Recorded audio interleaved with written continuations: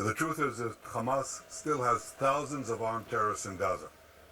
It vows to repeat the savagery of the October 7th massacre and to do so again and again and again. It openly professes its goal to destroy the state of Israel. It subjugates Gazans. It steals their food. It shoots them when they try to move to safe zones. And I think it's instructive that now many Gazans are fighting back. They're begging us, they're begging the world, free us, free us, and free Gaza from Hamas. No nation can accept a genocidal terrorist organization, an organization committed to its annihilation, a stone's throw from its citizens. Our goal is not to occupy Gaza. Our goal is to free Gaza, free it from Hamas terrorists. The war can end tomorrow if Gaza, or rather if Hamas lays down its arms and releases all the remaining hostages. Gaza will be demilitarized. Israel will have overriding security responsibility. A security zone will be established on Gaza's border with Israel to prevent future terrorist incursions. A civilian administration will be established in Gaza that will seek to live in peace with Israel.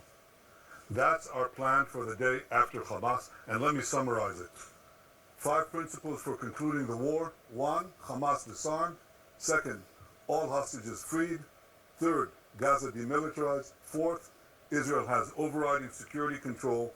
And 5, non-Israeli peaceful civilian administration. By that I mean a civilian administration that doesn't educate its children for terror, Agreed. doesn't pay terrorists, and doesn't launch terrorist attacks against Israel. Overriding security control. And 5, non-Israeli peaceful civilian administration. By that I mean a civilian administration that doesn't educate its children for terror, doesn't pay terrorists, and doesn't launch terrorist attacks against Israel. That's what we want to see in Gaza. Agreed. So it's neither Hamas nor the PA. That's our plan. Given Hamas's refusal to lay down its arms, Israel has no choice but to finish the job and complete the defeat of Hamas.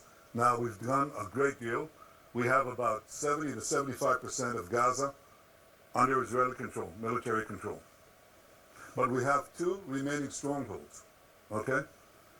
These are Gaza City and the central camps in the Moassi. That's roughly, it's schematically presented here, but it's fairly accurate. Last Thursday, Israel's Security Cabinet, instructed the IDF to dismantle the 2 remaining Hamas strongholds in Gaza City and the central camps. Contrary to false claims, this is the best way to end the war and the best way to end it speedily. We will do so by first enabling the civilian population to safely leave the combat areas to designated safe zones. In these safe zones, they'll be given ample food, water, and medical care, as we've done before. And again, contrary to false claims, our policy throughout the war has been to prevent a humanitarian crisis, while Hamas's policy has been to create it. Since the beginning of the war, Israel has let in close to 2 million tons of aid. I know of no other army that has enabled such aid to go to the civilian population in enemy territory. Now, if we had a starvation policy, no one in Gaza would have survived after 2 years of war. But our policy has been the exact opposite. We let in, as I said, almost 2 million tons of aid and sent millions of text messages, millions of phone calls to Gazans to get out of harm's way.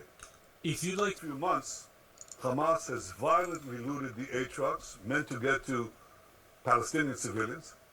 They deliberately created a shortage of supply.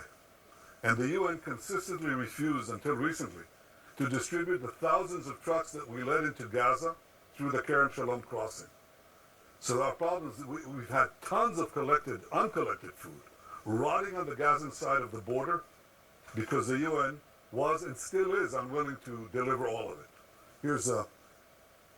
Here are the tons and tons and tons of humanitarian aid that Israel led in to the Gazan side of the Kerem Shalom crossing, just sitting there, because it's not distributed.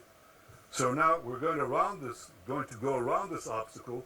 We are going around it by doing 3 things. 1, can I show this, please?